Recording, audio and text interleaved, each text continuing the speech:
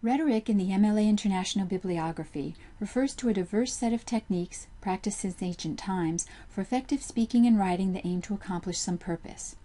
Rhetoric and composition, on the other hand, is a modern academic discipline concerned with teaching the application of these techniques to different kinds of writing and studying how these techniques are used in both literary and non-literary contexts. To help you better understand the wide range of topics that the word rhetoric encompasses, we created this tutorial. It introduces you to the variety of scholarly works published about rhetoric and composition indexed in the bibliography and demonstrates how you can search for them.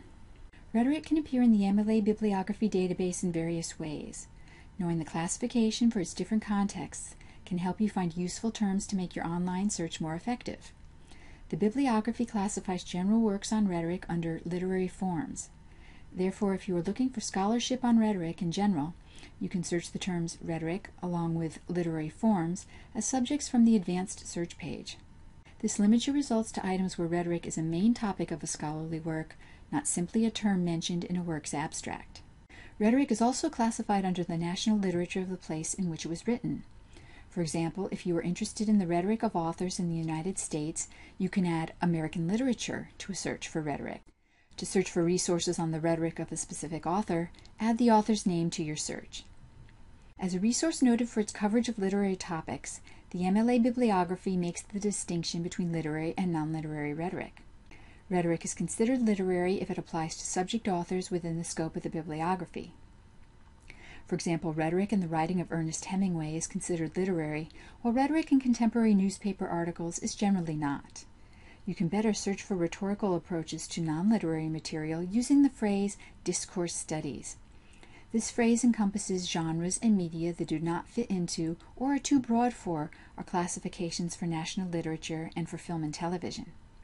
You can make this kind of a search more precise by adding terms for the type of discourse you may be studying or the topic of the discourse.